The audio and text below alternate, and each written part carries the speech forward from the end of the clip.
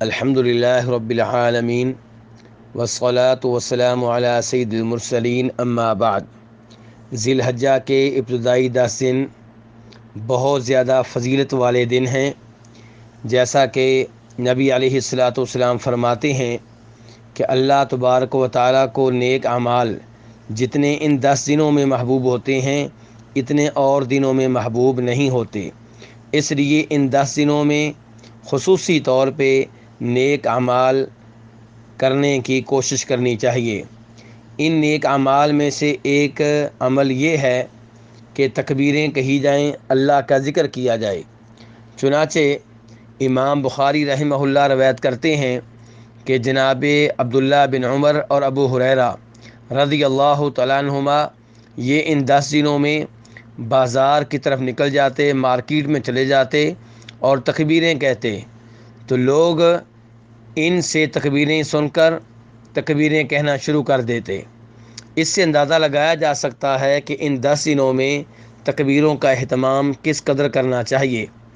ایسے ہی وہ دن جو عید کے بعد ہیں جنہیں ایام تشریق کہا جاتا ہے، 11 تاریخ، 12 تاریخ، 13 تاریخ، یہ بھی تکبیریں کہنے کے دن ہیں، اللہ کے ذکر کرنے کے دن ہیں۔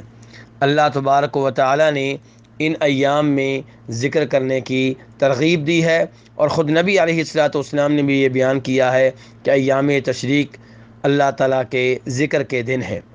اب یہاں پہ سوال یہ پیدا ہوتا ہے کہ تکبیریں کہنی ہوں تو کن الفاظ میں کہی جائیں؟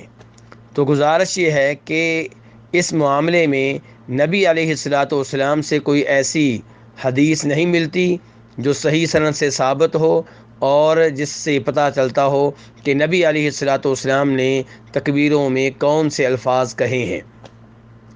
اس بارے میں جو بھی روایات آتی ہیں وہ ضعیف ہیں اور ثابت نہیں ہیں، اس لیے تکبیروں میں کوئی بھی الفاظ کہے جا سکتے ہیں، لیکن وہ الفاظ جو نبی علیہ الصلاۃ والسلام کے صحابہ کرام سے ثابت ہیں وہ سب سے بہتر ہیں۔ چنانچہ جناب عبداللہ ابن مسعود رضی اللہ تعالیٰ عنہ یہ کہا کرتے تھے، اللہ اکبر لا الہ الا اللہ واللہ اکبر وللہ الحمد۔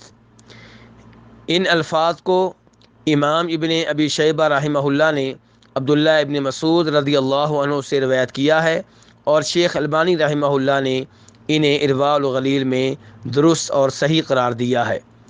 ایسے ہی جناب عبداللہ ابن عباس رضی اللہ تعالیٰ عنہما کہا کرتے تھے، اللہ اکبر وللہ الحمد، اللہ اکبر واجل، اللہ اکبر علی ما ہدانا۔ ان الفاظ کو امام بہقی رحمہ اللہ نے روایت کیا ہے، اور شیخ البانی رحمہ اللہ نے ارواء الغلیل میں صحیح قرار دیا ہے۔ تو اس لیے تکبیرات میں وہ الفاظ جو نبی علیہ الصلاۃ والسلام کے صحابہ کرام سے ثابت ہیں وہ زیادہ بہتر ہیں، انہیں اپنانے کی کوشش کرنی چاہیے۔ واللہ تعالی اعلم۔